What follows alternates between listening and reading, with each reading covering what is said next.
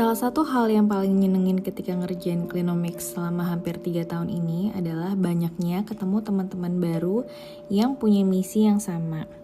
Guest speaker kali ini adalah one of my first buddy in the sustainable community dan senang banget bisa ngajakin dia untuk ngobrol di Clinomic Radio soal usaha cuan lestarinya dia yaitu Bulk Source, sebuah toko curah modern yang jual barang-barang tanpa kemasan serta mengkurasikan cuan lestari brands. Yuk dengerin. Hai Rinda, thank you ya udah join di Clinomic Radio. Gue pertama kali ketemu lo kayaknya di Happiness Festival kan ya, dan Iya, itu 2018. betul. Dan mungkin kalau misalnya teman-teman nggak tahu, Happiness Festival itu adalah event pertama yang gue datengin sebagai Clinomic. So, literally di situ tuh kayak pertama kalinya gue kenal sama orang dan bilang, halo, gue Dinia dari Clinomic. That was like the Happiness Festival. Dan Rinda ini adalah event organizer atau pemrakasa ya dari acara Happiness Festival ini. Dan sekarang lo juga jadi co-founder dari toko curah yang namanya Bulk Store kan ya, Rin ya? Bulk Source sekarang namanya saya. Bulk Source. Yes. Nah, Bulk Source itu kan toko kelontong yang jual produk-produk rumah tangga tapi dengan konsep minim sampah kan ya. Boleh nggak nih ceritain awal mula setup bisnis ini tuh gimana? Oke. Tadi kan lu udah mention tentang Happiness Festival ya. So sebenarnya Happiness Festival itu proses kita lah sebenarnya. Jadi dari tahun 2017 sebenarnya gua dan beberapa teman di lingkungan sustainability itu bikin sebuah komunitas namanya Project Semesta. Nah, jadi kita itu pengen menginitiate movement yang ngomongin sustainable consumption and productions tapi in more fun ways gitu. Jadi karena pada masa itu aktivisme itu kan sangat-sangat hardcore gitu, advokasi terus yang kayaknya newsnya itu beritanya itu serem-serem gitu. Dunia mau kiamat, dunia mau kebakaran hutan di mana. Jadi kayak fear banget gitu. Nah, kita pengen yang love based, yang fun aja gitu, yang happy gitu. Tapi maknanya tetap tersampaikan karena menurut kita orang jadi lebih resistance gitu kan ketika narasinya itu marah gitu, penuh dengan anger. Semestinya udah bukan lagi ngomongin anak-anak environmentalist, anak-anak aktivis. Gue sendiri background-nya bukan environmentalist ataupun aktivis gitu kan, karena gue background gue sebenarnya desainer gitu. Dan sebenarnya ini tuh harus dibahasakan ke bahasa semua orang gitu, karena mau lu dari presiden, lu bisnis owner, lu ibu rumah tangga, mahasiswa, anak sekolah, itu tuh harus udah memahami gitu, udah harus nempel banget dengan si kehidupan yang sadar lingkungan ini gitu kan. Nah, jadi kita gimana nih membahasakannya kan pasti berbeda-beda. Makanya kita bikin event-event, waktu itu Pasar Semesta, kita bikin Happiness Festival, acaranya ngangkatin dan ngumpulin teman-teman yang bergerak di sustainable consumption and productions kayak lo gitu kan. Terus ada Parompong juga, ada Bergreens juga, terus banyak lah. Nah, di proses itu kita juga menginitiate si konsep toko kelontong ini gitu yang curah gitu. Jadi di setiap event kita itu selalu ada corner yang kita coba eksperimen bikin toko kelontong lah, tapi yang curah gini. Jadi kita ngajarin, jadi waktu itu Happiness Festival kan kita nggak ada plastik, jadi semua orang tuh dapat kayak plastic jars gitu, bisa buat mereka minum, bisa buat mereka belanja dari kita gitu kan. Kenapa sih lu belanja mesti pakai plastik? Sebenarnya sesimpel itu doang kan. Plastik itu gue cuma pakai berapa menit doang gitu kan, terus habis itu gue buang gitu. Jadi sedangkan itu tuh banyak banget, masif banget gitu. Jumlahnya itu masif banget karena semua orang ngasih plastik. Indian lu pulang dengan kayak 20 plastik, 15 plastik gitu kan, yang lu juga udah nggak pakai lagi gitu. Nah, makanya waktu itu kita coba eksperimen di situ, di event-event kita sampai menunggu masyarakat tuh ready sebenarnya. Nah, di 2017 tuh masih awal banget, 2018 mulai nih komunitas mulai bermunculan, KOL mulai bermunculan. Nah, habis itu 2019 kita rasa ready nih untuk bikin box store toko dengan konsep kelontong seperti ini. Jadi maka muncullah Bulk Source. Jadi sebenarnya waktu itu ya ide udah 2 tahunan yang kita remin dulu sampai nunggu market ready gitu, karena buat kita bisnis ini tuh tetap bisnis gitu ya. Jadi kan maksudnya if you want to run the business, ya lu harus marketnya ready dulu gitu loh. Siapa yang mau lu serve gitu kan, and then you can run it sustainably gitu. Jadi konsepnya sih gitu sih sebenarnya. Jadi waktu itu juga berproses banget gimana kita mulai setup dari 2018 sampai 2019. Akhirnya di Mei 2019 kita launch toko pertama kita di Menteng. Mungkin sebelum lanjut ke bulk stores, I want to talk more about you ya. And first of all, gue kangen banget sama lo. Oh, aku juga. Aduh, dari terakhir kita ngomongin rumah lu loh, gue aja belum berkunjung. Iya, oh my god, kita udah lama banget ketemu ya. Aduh. Nah ini kayak sejak gue pertama kali kenal sama lo di tahun 2018, I feel like you always hustle a lot of different things gitu loh ya kasih.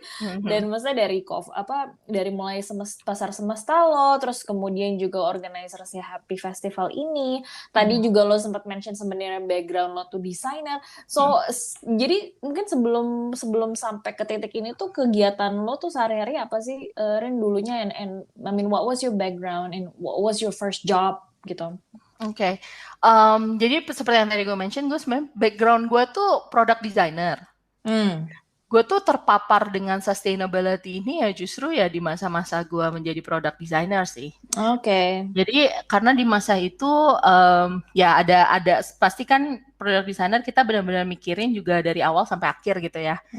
Dari proses dari desainnya, proses pembuatannya sampai how to distribute it and diterima oleh customer dan gimana customer journey-nya gimana gitu ya, dari aware tentang produk kita, menggunakan produk kita sampai dispose produk kita gitu. Jadi it's quite a holistic perspective lah when you design gitu. Dan di momen itu kita juga belajar tentang sustainability design gitu. Jadi kayak emang dalam proses ngedesain tuh emang harus memperhatikan waste, harus memperhatikan efisiensi dari production, banyak hal lah gitu. Tapi seringkali ini tuh hanya tercakup di proses produksi sampai proses distribusi karena it's talking about business. It's never really talk to the extent of the consumption prosesnya gitu. Padahal di satu sisi gue ngerasa anjir gue tuh tiap hari ngedesain buat orang belanja gitu. Jadi gue desain teksturnya, gue desain warnanya, gue desain bentuknya, gimana megangnya. Itu tuh sampai dan kita juga belajar tentang emosi manusia gitu. Jadi ada emotional design juga di situ yang intinya gue menggoda lu untuk belanja gitu.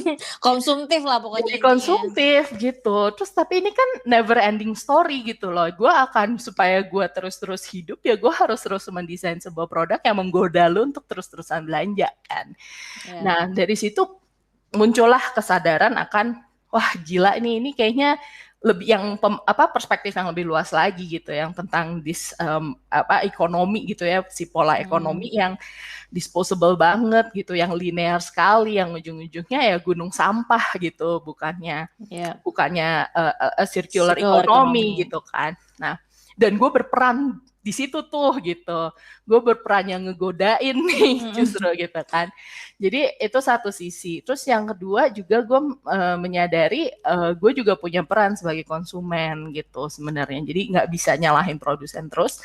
Tapi kan gue juga sebagai konsumen juga harus punya kesadaran itu kan. How can I choose? Gimana caranya gue pilih produk yang emang benar-benar berkualitas, yang tahan lama, yang paham betul gitu. Jadi akhirnya pemahaman itu sih yang ngebantu gue berproses. Jadi waktu itu gue yang awalnya kerja di industri gitu ya, yang menggoda gitu ya.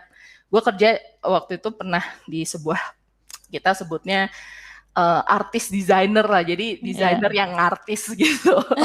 Jadi kayak yang emang muncul di media gitu kan. Dan gue mikir ini desain coret-coret tapi ujung-ujungnya jadi gini tapi belum tentu kejual, kebeli atau dipakai atau dan tiap bulan ya tiap season we produce gitu. Terus dari situ sih gue abis itu nggak deh, gue pengen tahu desain bisa nggak sih being impactful. Jadi gue mulai kerja di social enterprise sebenarnya waktu itu namanya Access Project. Jadi gue ngolah sampah buat jadi produk. Terus jadi upcycling lah, I do upcycling. First gue I do upcycling. Nanti dari penjualan itu sambil ketika gue jualan kan gue kayak ngomongin nih the whole isu sampah, isu trash picker, isu pemulung, isu-isu sosial dan terkaitnya segala macam, nantinya jadi dana beasiswa lagi untuk anak-anak pemulungnya. Jadi karena mimpi dari usaha sosial itu adalah gimana kita memutus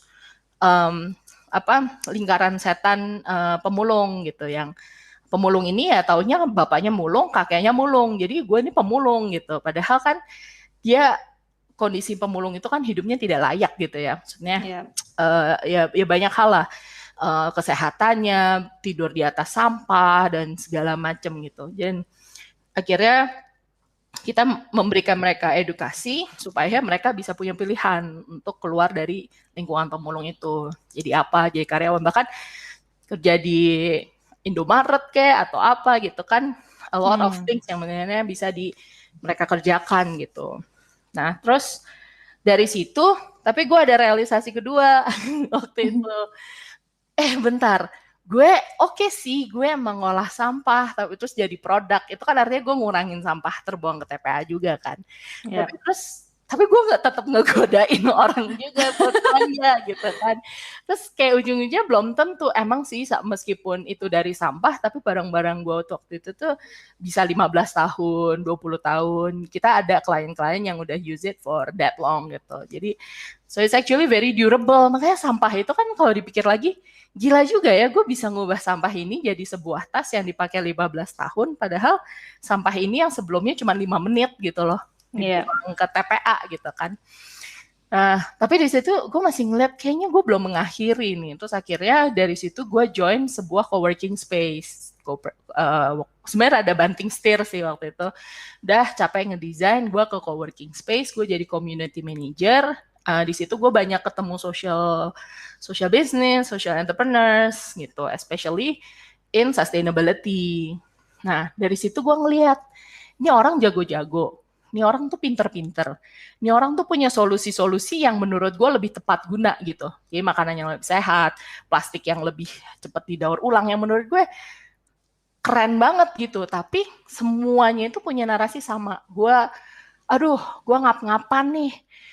Gue nggak bisa jualan soalnya market nggak ada yang berani terima gue, suka barang gue tapi terlalu mahal, terus susah dapetinnya. Tapi kan gue kalau misalnya gue mau produksi, gue mau nurunin harga, gue harus produksi lebih besar. Tapi biar gue bisa produksi lebih besar kan gue harus punya order yang besar gitu kan. Jadi kayak ada masalah chicken and eggs juga nih gitu, yang gue ngerasa kayaknya ini deh masalah yang lebih tepat guna gue beresin gitu, daripada gue terlibat menjadi si pemain-pemain dan bikin produknya ini. Karena dari ekosistemnya sendiri ternyata belum kebentuk gitu kan. Kayaknya ini nih touch point-nya nih yang bisa gue sentuh. Dan karena pengalaman gue juga yang aware tentang this production and consumption, di satu sisi pengalaman gue di coworking space yang emang as a community manager, jadi tukang ngumpulin orang, bikin kegiatan, activations, yang kayak gitu-gitu kan. So, disitulah mulai si Project Semesta, dan mulai tuh kita berjalan, bikin event.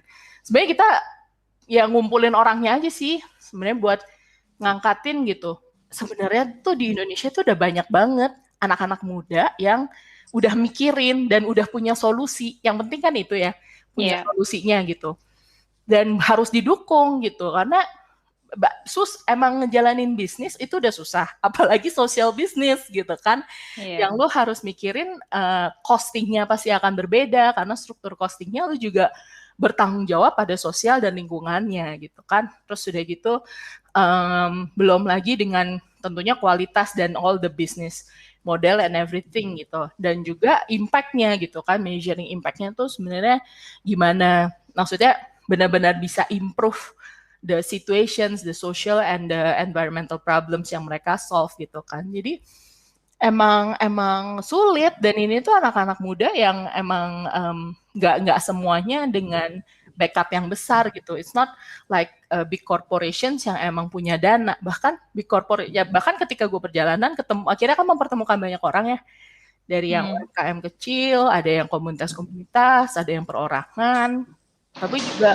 kita ngajakin ketemu sama pemerintahan kayak KLHK, Terus udah gitu kita juga bertemu dengan banyak corporate yang udah mulai aware tentang di sustainability dengan adanya sustainable development goals gitu kan. Dan ternyata ya semua itu punya challenge-nya gitu. Iya. Jadi pemerintah kayak misalnya teman-teman di KLHK semua udah punya ketentuan atau regulasi tertentu, tapi biasanya mentok ada disposisi yang di atas mereka yang belum turun dan mereka malah minta bantuan kita. Ayo dong yang teman-teman semuanya menyuarakan gitu supaya si regulasi ini segera didisposisi. Dan itu kan yang kayak misalnya spesifik advokasi itu kan kayak GIDKP gitu kan yang sekarang buktinya maksudnya we all can have plastik itu dilarang gitu di retail modern gitu kan. Itu kan such an achievement banget sebenarnya dan itu dilakukan oleh kita semua gitu. Maksudnya GIDKP especially gitu kan mereka benar-benar konstan banget udah berapa tahun, udah hampir 10 tahun mereka ngerjain si Indonesia Diet Kantong Plastik ini kan. Yang diperlukan wadah untuk ketemu, wadah untuk ngobrol, and aware. Jadi nggak bisa saling nyalah-nyalahin gitu kayak everyone have their own struggles gitu. Tapi kan yang terpenting sebenarnya di sustainable futures itu for all of us gitu. Dan and by all of us juga gitu. Jadi dari situ sih makanya lu bilang kayak lu serabutan banget sih Rin, lu ngasih apa. So basically anything to survive sih Dan. Anything to survive. Tapi gue happy banget sih. Maksud gue meskipun terlihat serabutan, jadi gue bikin event, gue ada ngerjain marketing, gue ada ngerjain activations, gue ada kreatif juga. I do a lot of things and I do bikin program desain juga kayak gitu segala macam. Tapi gue happy karena gue meskipun melakukan yang random gitu, tapi gue tetap satu gitu. Maksudnya what I fight for is still actually always the same gitu. So and that's what makes me happy sih. Gue punya keleluasaan itu gitu. Nah, mungkin balik lagi ke bulk source nih, Rin. Bulk source itu mungkin probably not the first one ever, even di Indonesia. Tapi menurut gue mungkin kalian yang paling cepet grow-nya kan. Maksudnya kayak sekarang aja udah punya 2-3 lokasi gitu. Even like in the middle of pandemi kalian buka cabang baru gitu. Amen. Iya, maksudnya kayak boleh diceritain gak like how do you manage this dan COVID itu tuh seberapa dampak sih sama bisnis kalian? So gue puji Tuhan banget sih dengan partners ya. Maksudnya balik lagi when you want to run a business, you have to prepare it as a business gitu. Jadi the partner is right, the strategy is right, the market is ready, manajemen lu juga mesti siap, operational lu juga udah mesti siap, the knowledge is ready, the funding is ready. Meskipun di awal-awal ya masih bootstrap, kita beneran bootstrap, kita 6 founders, nggak semuanya full time sebenarnya. Gue juga termasuk yang nggak full time. Yang full time sekarang tuh 3 di antara kita ber-6. 3-nya lagi part time. Cuman ya kita tetap fill in lah when it's needed gitu. Tapi gue percaya banget satu emang business savviness itu tuh dibutuhkan banget gitu ya. For you to really run it as a business gitu. Jadi the financing juga mesti harus disiapin strateginya dan segala macam. So itu yang pertama sih, gue sangat-sangat bersyukur banget dengan partner-partner bisnis gue dan juga bersyukur sama Tuhan masih percayain ini gitu ke kita. Terus juga sama tim gue tentunya gitu kan. Emang pandemi cukup hold us back gitu. Jadi sebenarnya strategi kita waktu itu opening itu semestinya tahun lalu sebenarnya. Tapi kita baru bisa ngejalanin di tahun ini karena ya kondisi lebih memungkinkan di tahun ini lah. Tahun lalu itu benar-benar babak belur sebenarnya di awal. Dan nggak tahu kan, maksudnya di awal-awal pandemi, 3 bulan pandemi awal tuh kan nobody knows apa yang bisa kita lakuin tuh nggak ada yang tahu gitu. Jadi it was quite crazy, harus ada pemotongan juga sebenarnya waktu itu. Tapi untungnya kita nggak ada yang kita cut off sih. Maksudnya kita nggak lay off anyone. Ya, Meskipun ada beberapa cut off, kita adjustment di waktu buka. Dan satu hal kita langsung spin off ke online gitu. Kenapa ya, sebenarnya kan ini juga kita pernah ngobrolin ya Dan ya di ya, awal-awal gitu kan. Kita sering ngobrolin karena strategi lu ke online, strategi kita ke offline gitu kan. Terus yang kayak for us offline is more about experience gitu. Karena lu benar-benar ya, acting gitu kan, lu benar-benar actions gitu. Maksudnya lu buka, lu nimbang, lu ini kan it's an experience gitu, it's an ya, action that you can do gitu. Sedangkan online ya it's true, it's for business, maksudnya ya itu udah apa?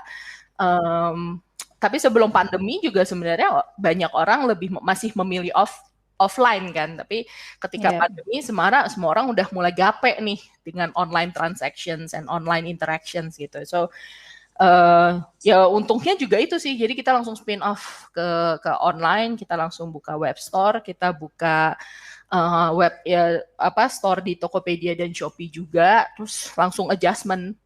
Jadi waktu itu ya adjustment sekitar 3 bulan awal itu kita adjustment di online sih, and that's what actually survive. Tapi sebenarnya waktu itu pendapatan antara online sama offline tuh masih on par, jadi online gue masih catching up my offline juga pada saat itu.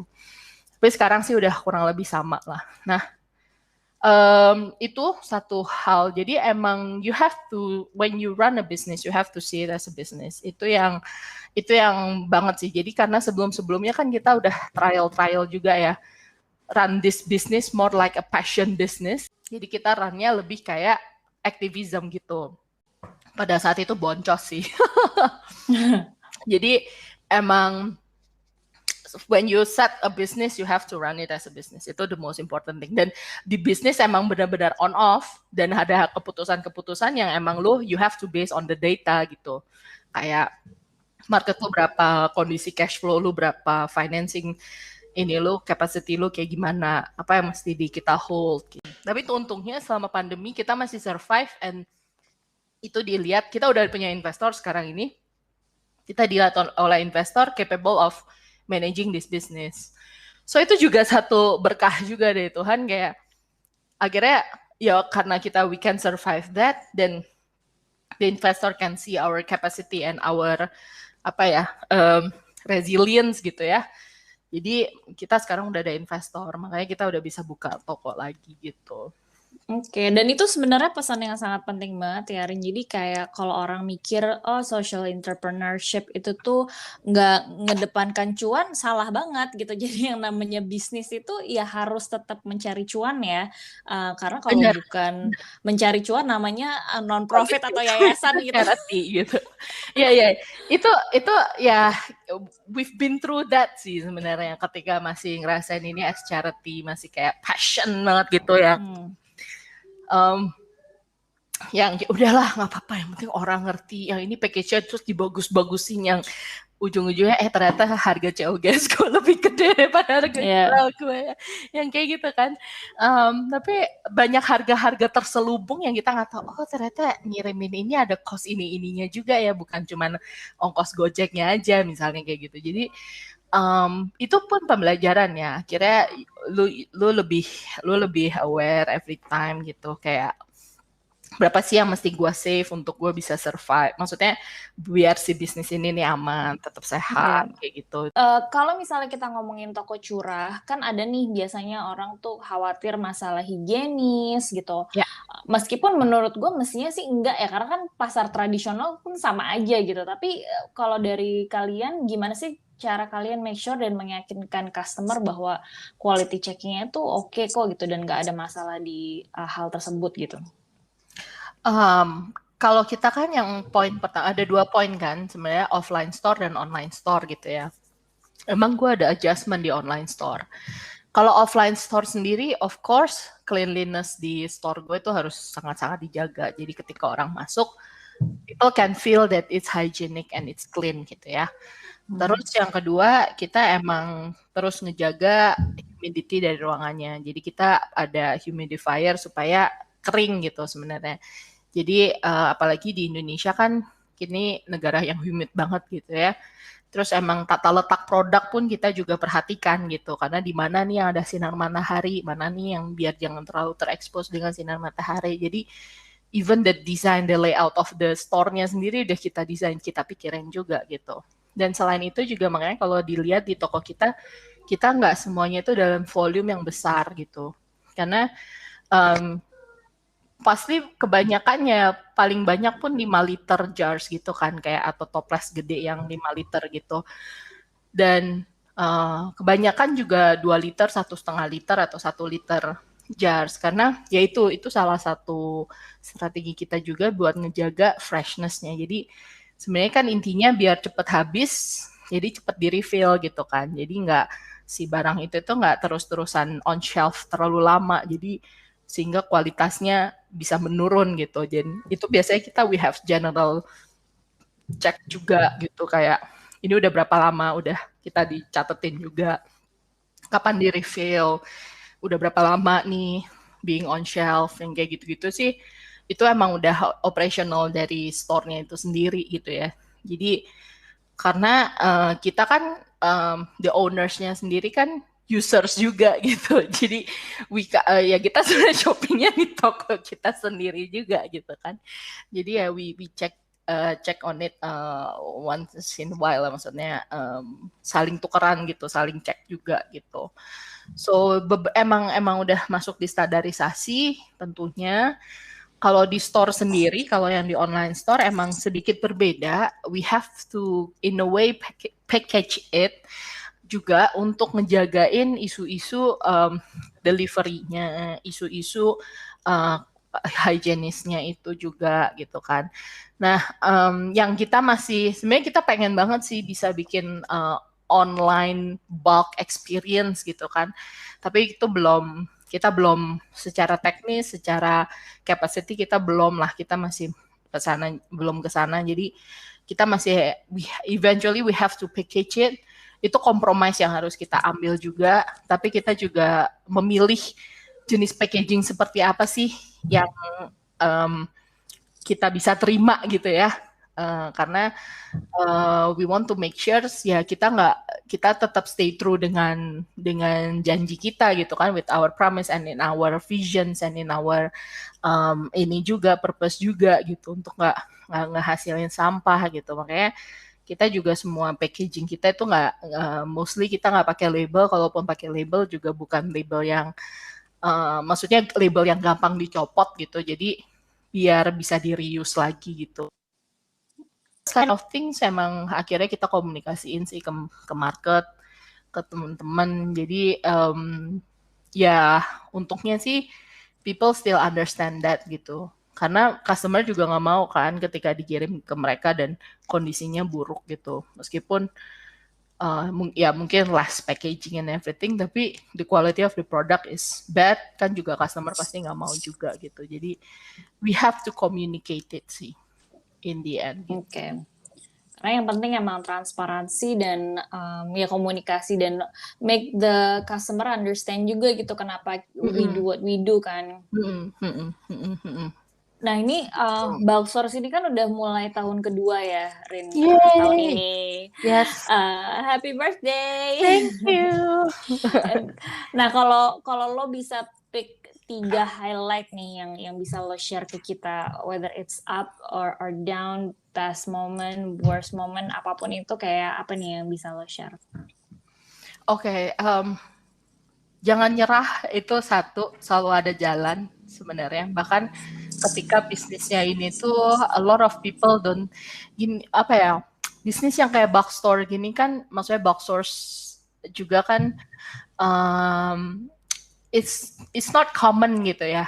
Maksudnya bukan kayak gue jualan pecel lele gitu kan. The practices-nya berbeda, inventory-nya berbeda. Maksudnya a lot of things, operational, financing, dan segala macam itu yang berbeda. Dan awal-awal juga not many people believes in us. Especially mungkin bahkan keluarga kita yang gak terlalu understand about this kind of issue. Tapi I believe 6 of us, we believe the visions gitu. Jadi yang pasti if you want to run a business, find the right partners gitu. Dan harus ada benar-benar kesepakatan. Jadi yang tertulis gitu ya. Yang you have to run it right gitulah. Jadi surat-suratnya jelas, terus kesepakatan antara kalian pendiri itu jelas, and who runs the business, fair lah gitu. Itu tuh emang harus dari awal banget gitu. Dan meskipun we run it as a business gitu ya, cuman kita masih tetap nih ada pemahaman sebenarnya. Oh, this is not a business yang common. So kita emang nggak bisa terlalu geber dulu secara profit apa segala macam. Jadi you need to have harus punya ada sesuatu visi yang lu pegang, tapi juga lu punya fleksibilitas on how to run it gitu. Karena tetap aja it's a business. Jadi basically what are the principles yang pengen mesti lu pertahanin sih gitu.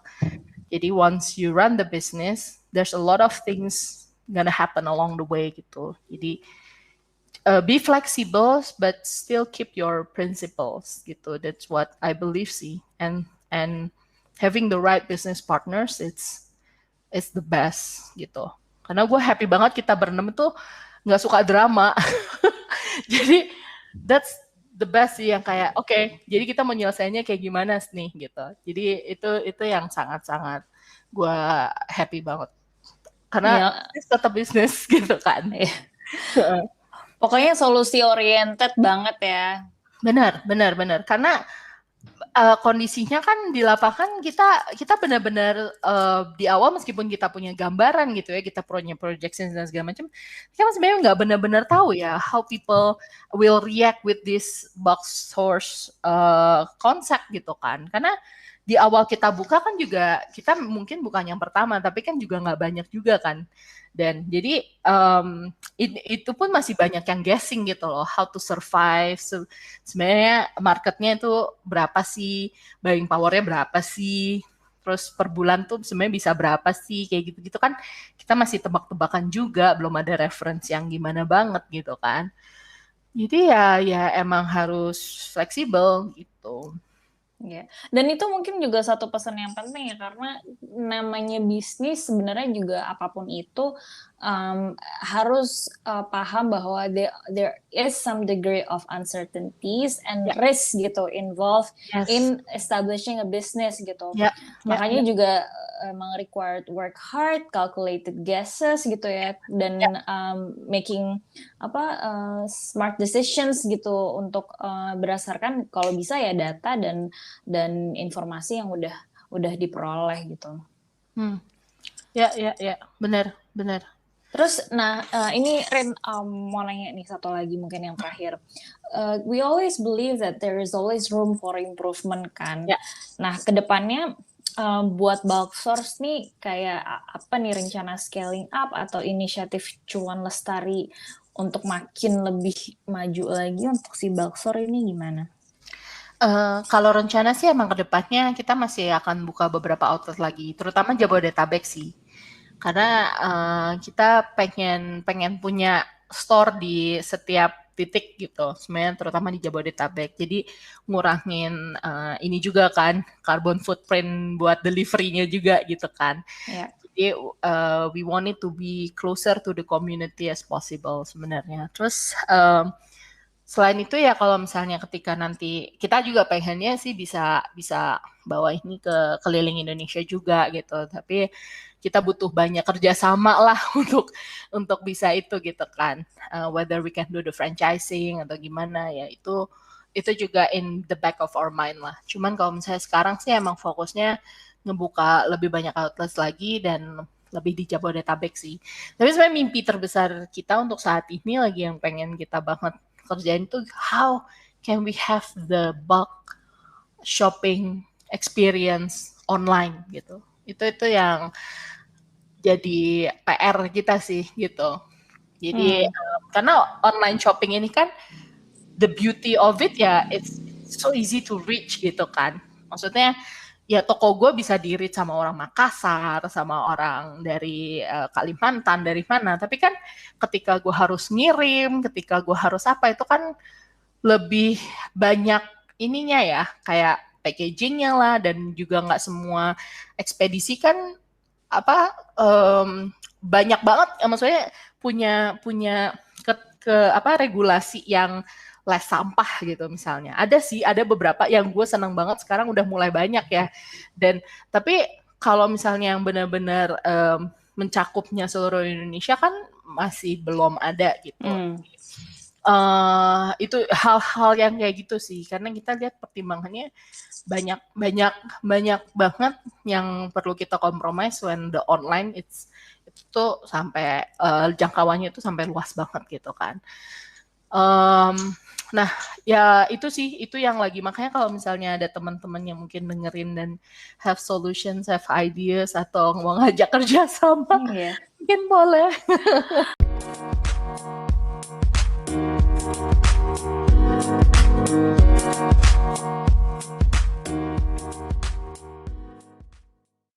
Kamu baru aja dengerin episode dari Clinomic Radio, podcastnya Clinomic.